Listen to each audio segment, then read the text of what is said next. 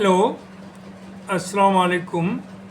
मैं प्रोफेसर शमीम अहमद अपने YouTube channel पर आप लोगों से मुखातिब हूँ।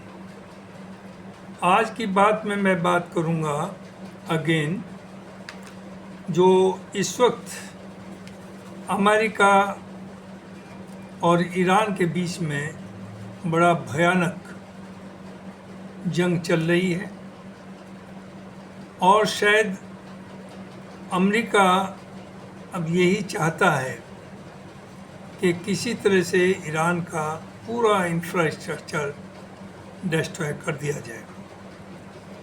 अमेरिका का सिर्फ एक ही मकसद रहा है कि दूसरी स्टेट्स में हर स्टेट को चाहता है कि वहाँ का जो हेड ऑफ द स्टेट हो वो इनके अंडर में काम करे, ये उसे जैसे चाहे डिक्टेट करें और उसके ज़रिए ये वहाँ के रिसोर्सेज के ऊपर पूरा कब्ज़ा करें या अपनी तरह से उसकी सेल या जो बाइंग है वो सब खुद कंट्रोल करें। इसी नीयत से इन्होंने इराक़ में बम्बारमेंट किया और इराक़ में इस पर क्या ह्यूमन राइट्स की बात करते थे, डेवलपमेंट की बात करते थे, डेमोक्रेसी की बात करते थे और कारपेट बॉम्बिंग पहली बार सुना गया था जिसमें लाखों बम पर डे पड़ते थे। पूरे इराक़ को तबाह किया और आज 25-26 साल हो गए जो आपने कहा था ईरान जहाँ था वहाँ आने में अगर इसी रफ्तार से तरक्की हुई तो 100 साल लगेंगे, जहाँ सद्दाम हुसैन के टाइम पर था। लेकिन इन्होंने क्या किया, उनके जितने ऑयल गैस रिसोर्सेज हैं उस पर कब्ज़ा किया और उसकी पूरी आमदनी अमेरिका जाती है, वहाँ से फिर 10-5% ये इराक़ को इराक़ के डेवलपमेंट के लिए देते हैं। यही नीयत है इनकी और कंट्रीज़ में करना। वेनेजुला में यही किया। ज़रा गौर करिए कि वहाँ के हेड ऑफ द स्टेट को, प्रेसिडेंट को और उसकी वाइफ को आप किडनैप कर ले गए। लेकिन अफसोस तो इस बात पर है कि पूरी दुनिया एक साइलेंट स्पेक्टेटर, क्रिमिनल साइलेंस बनाए रही और कोई रिएक्शन पूरी दुनिया से एक्सेप्ट फ्यू कंट्रीज नहीं आया। गाज़ा के अंदर ऑफिशियली अराउंड 1 लाख है, अनऑफिशियली 5-6 लाख है जो लोगों को मारा, बच्चों को मारा, नस्लों को ख़त्म करना चाहा। जहाँ तक इंफ्रास्ट्रक्चर है, कोई घर नहीं बचा, हॉस्पिटल नहीं बचा, मस्जिद नहीं बची, मदरसे नहीं, यूनिवर्सिटीज़ नहीं, हॉस्पिटल, कुछ भी वहाँ नहीं छोड़ा और आज भी कंटिन्यूसली वहाँ कत्लेआम चल रहा है उस सब पीस समझौते के बाद। तो इनके 2 मकसद है कि वहाँ के रिसोर्सेज पर कब्ज़ा भी करना और मुस्लिम आबादी को ख़त्म भी करना। चूँकि हर मज़हब में बहुत ज़्यादा फ्लेक्सिबिलिटी कर लेते हैं लोग जो भी उस रूलर होते हैं, इस्लाम में ना एक्सट्रीम है ना बहुत दूसरी चीज़ है। इस्लाम एक है और उसे चेंज कोई दुनिया में ना कर पाया ना कर पाएगा, कितनी भी बड़ी पावर आ जाए। हम गलत कर सकते हैं, मुसलमान बहक सकते हैं कुछ, लेकिन इस्लाम में कोई चेंज नहीं ला सकता। लिहाजा आपने जो किया,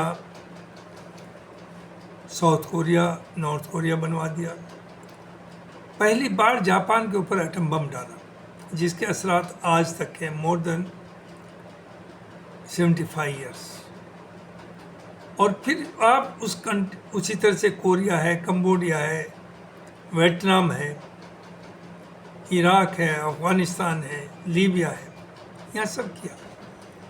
and majority of the states are Muslims. तो ये उन मुल्क को इतनी बर्बादगी पर पहुंचा देते हैं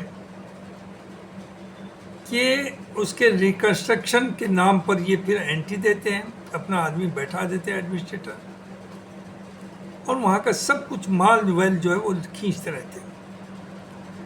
ज़ाहिर रिकन्स्ट्रक्शन चाहिए, जब सब पिट गए, खाने को नहीं, पीने को नहीं, इंफ्रास्ट्रक्चर नहीं, तो मदद चाहिए। उसमें फिर अमेरिका खुद, यानी उन्हें बर्बाद करने के बाद वो आगे आता है और कहता है हम करेंगे।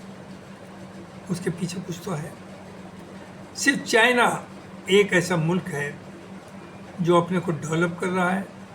किसी के इंटरनल मामलात में या उनके पॉलिटिकल सिस्टम में या उनके डेमोक्रेटिक होने या अनडेमोक्रेटिक होने में कभी इंटरफेयर नहीं करता। सिर्फ अपनी चीज़ें बेचता है, जहाँ ज़रूरत है उन्हें मदद करता है, लेकिन उनके सिस्टम में अंदर नहीं घुसता।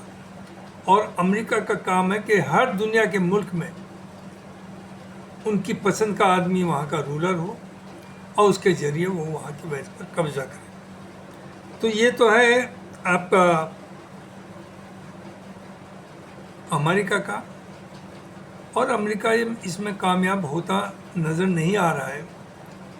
जहाँ तक सवाल ईरान का है, ये सोच रहे थे कि जो हमने वेनेजुएला में इतना आसानी से कर लिया वो हम ईरान में भी कर पाएंगे, लेकिन ईरान में ये मुमकिन नहीं हुआ।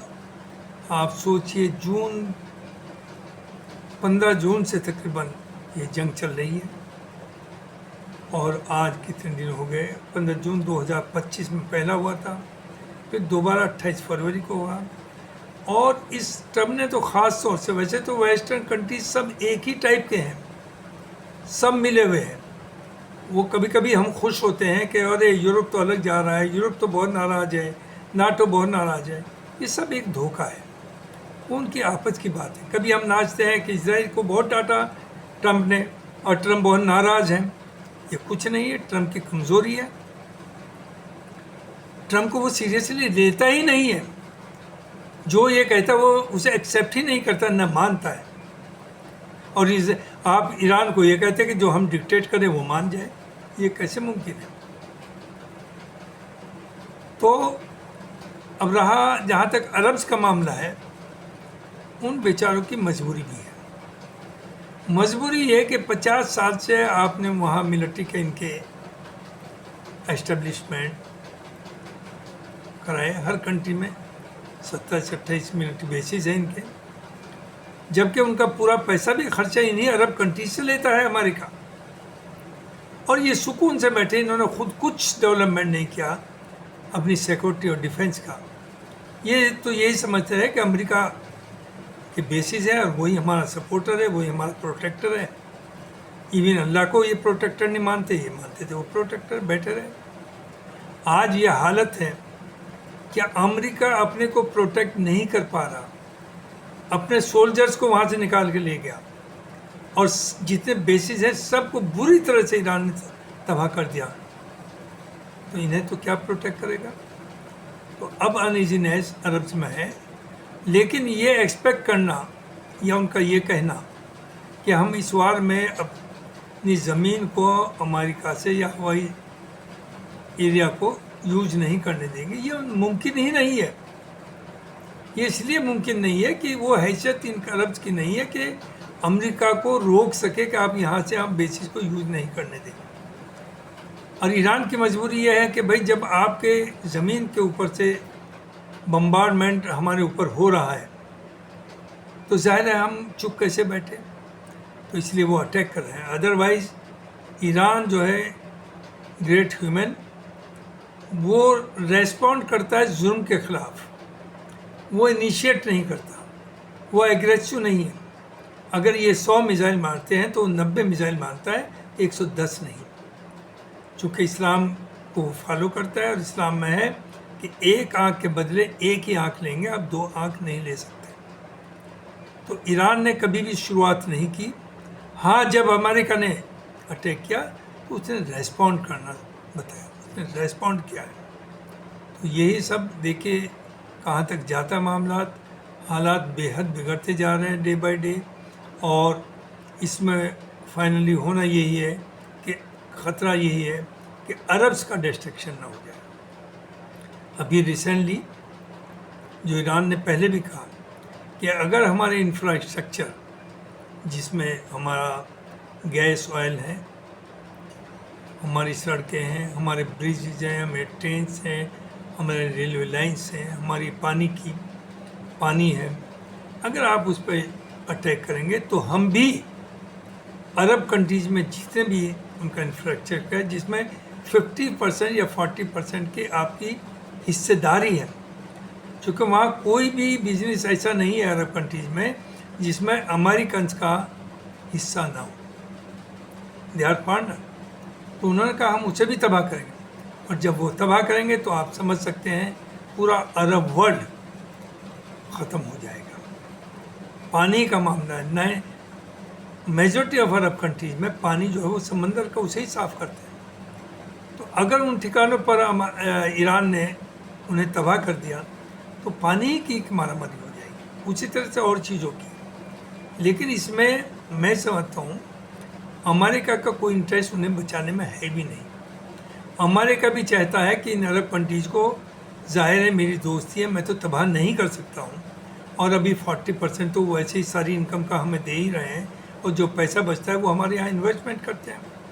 लेकिन अगर डिस्ट्रॉय हो जाता है ईरान के थ्रू तो ब्लेम तो ईरान पर जाएगा, और वो इतने वीक और बर्बाद हो जाएंगे कि जब वार ख़त्म होगी तो America will easily take over, और वो कहेगा हम रीडेवलप करेंगे अरब कंट्रीज़ के इंफ्रास्ट्रक्चर को, गैस को, दिस एंड दैट सब चीज़ों को। और उस करने में ये होगा कि जो ईरान में हो रहा है, जो वहाँ से वेल्थ, जो पैसा कमाएंगे वो जाएगा अमेरिका का, और उसका 10 या 5% वहाँ के रूलर्स को देंगे, और पब्लिक वहाँ हेल्पलेस रहेगी, वो पूरी तरह से सफ़र करेगी।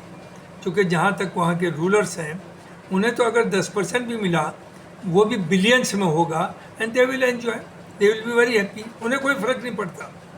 लेकिन पब्लिक जिस तरह से सफ़र करेगी वो अनइमेजिनेबल है, और ऐसा नहीं कि इन रूलर्स की ज़िंदगी भी ख़तरे में होगी। अगर पब्लिक बिगड़ जाए, सड़क पे आ जाए, तो कितनी बड़ी पावर हो, कितना बड़ा ताकतवर हो, कोई रहा ना रहेगा। तो मुझे ये कहना कि अल्लाह से दुआ करिए कि ये वार ख़त्म हो जाए, और इसे भूल जाइए कि Iran will surrender, Iran will never surrender, Iran आखिर तक जंग करेगा। इराक़ का मालूम है, इराक़ का जो टोटल एरिया है, ज़मीन है, वो अराउंड 1/4 1/5 ऑफ ईरान है। तो Iraq is very small as compare to Iran, और पूरा प्लेन है, रेगिस्तान। तो वहाँ बम्बार्डमेंट भी आप कर सकते थे, मिलिट्री भी उतार सकते थे, और मिलिट्री भी कितनी उतारी थी उस ज़माने में। पूरा यूरोप साथ था, नाटो साथ था, लाखों में। ईरान का एरिया इराक़ से 10 गुना ज़्यादा है, मिलिट्री 12-14 लाख है, पहाड़ी एरिया है। तो वहाँ अमेरिका, ये भूल जाइए, या यूरोप सब मिल कर के भी अगर कब्ज़ा करना चाहेंगे तो वो कामयाब नहीं होंगे, और इनके हज़ारों लाखों सिपाही अमेरिका के सोल्जर्स मारे जाएंगे। तो लेकिन फिर भी वो मरे या ये मरे, दोनों बुरा है। यू शुड नॉट सेलिब्रेट, किसी के मरने पे खुशी नहीं होनी चाहिए, किसी की मारने वाले को सेलिब्रेट नहीं करना चाहिए। We should try, whole world should try कि ये डिफ्यूज़ किया जाए, ये वार ख़त्म हो और सब पीसफुली एग्जिस्ट करें। हाँ, जहाँ तक ईरान का सवाल है, Iran has no moral right to exist in the world. जो उसने किया है, जो जुल्म उसने किए हैं, उसे माफ़ नहीं किया जा सकता। और पहले मैं इसके ख़िलाफ़ था, जो ईरान उन्हें कभी उसकी एग्जिस्टेंस को एक्सेप्ट नहीं करता था। लेकिन अब जो उसने गाज़ा में किया, जो वो लेबनान में कर रहा है, और जो अभी फिर कर रहा है गाज़ा में, जो कत्लेआम चल रहा है, इसका मतलब ये पूरी दुनिया चुप है। जरा ये देखिए, पूरा यूरोप चुप है, पूरी बड़ी बड़ी पावर्स चुप है। तो उसे एग्जिस्ट करने का, उसकी एग्जिस्टेंस को एक्सेप्ट करने का, लीगलाइज करने का उस ईरान का जो स्टेप है वो बिल्कुल सही है। No we endorse. And last but one, कि ईरान को न्यूक्लियर पावर बनना चाहिए, वहाँ के लोगों की भी पुकार है, और सऊदी को भी एक न्यूक्लियर पावर होना चाहिए, जिससे एक दूसरे से जो डर दिखाया गया है वो डर भी ख़त्म हो जाएगा। बहुत बहुत शुक्रिया, थैंक यू वेरी मच।